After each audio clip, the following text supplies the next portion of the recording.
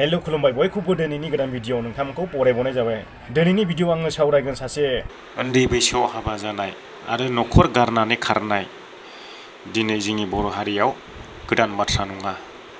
किन्तु बे काहिनिया जोंनि बर' हारियाव खनले जाफ्लेबाय थानायखौ नुनो मोनदों। दा थिग बेबायदिनो बे जायनाखि न'खरावहाय गारनानै थांजादों बे बिथाङा आङो मोनसे भिडिअ क्लिप हरदों। बे भिडिअ क्लिपखौनो आङो नोंथांमोननो दिनै देखायनो आखायाव लाबाय। दा बिथाङा आंखौ खावलायबाय थानायलाय आं बे भिडिअ क्लिपखौ होनानै होबाय। बिथाङा मा बुंदों नोंथांमोना खोनासंनानै लाब्लानो जाबाय। हाय गाइस, आंनि हिन्जावा समबार बा मंगलबारनिफ्रायनो गैया।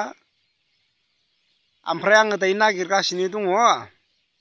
ओमफ्राय दिनैसिमबो मोनाखै। खोनानो मोन्दों बियो सोमखोर होननायजों सिगां मोजां मोननायजों बियो दंहैयो। ओमफ्राय आङो दायो नागिरगासिनो आरोना। दिनैसिम हिन्जावनि फन गैया, जेबो गैया। आरो नैबे सिदा खोथाखौनो बुंबाय बियो गुवाहाटियाव सिटि गेटआव दङनो। ओमफ्राय आंनि फनखौ बिजि खालामना दोनदों। ओमफ्राय दायो फन खालामबाबो आंनि फनखौबो रिसिभ खालामा, जेबो खालामा। आरो आं हिन्जावखौ मोनाथाय मोना। जेनेबा आंनि हिन्जावा जुदि आंजों फैयाब्लाबो आंनो गथ'खौ नांगौ, बेल'सो। आं जेबो बांद्रायबो फस्थायला। जेनेबा आं जुदि मोनथाराब्लाबो आं जेबो साना। आंनो मथथे गथ'खौल' नांगौ।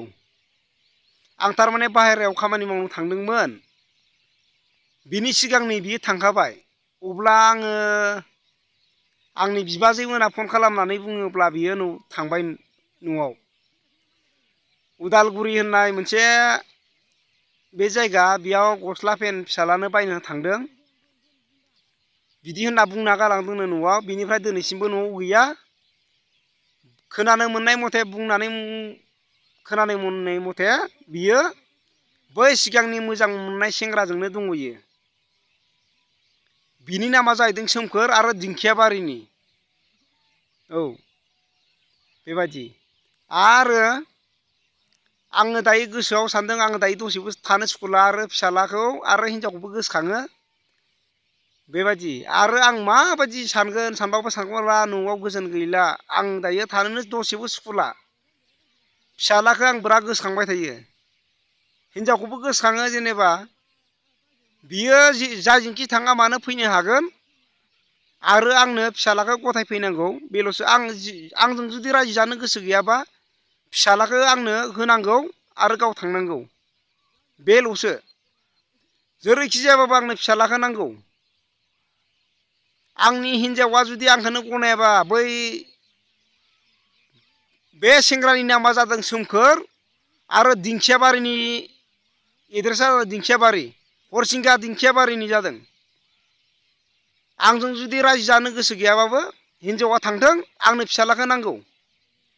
आं एड्रेसखौ मोनखाजोब्बाय जेनेबा, आरो सिगांबो रायज्लायबाय थाखाबाय। बे भिडिअ'आव आङो सानदोंमोन गासैबो डिटेल्स दंजोबो, नाथाय आङो गासैबो डिटेल्सफोरखौहाय, गासैबो थंफोरखौहाय मोननाय जायाखिसै आरो नुनाय जायाखिसै बे भिडिअ'आवहाय। हयथ' नोंथांमोना बुजियाखैसैबो जानो हागौ। दा बिथाङा आंनि सिगाङाव फोरमायनाय बायदिब्ला माने गावनि गथ'खौ नांफिनगौ होनदों आरो बिनि बिसिया मा नाममोन बेखौबो आंनो खिन्थानाय जायाखै। आरो आंबो मिथिया, बिसोरखौहाय गुवाहाटि नोगोरावनो दङ होननानैहाय मिथिनो मोन्दों होननानै बुंदों।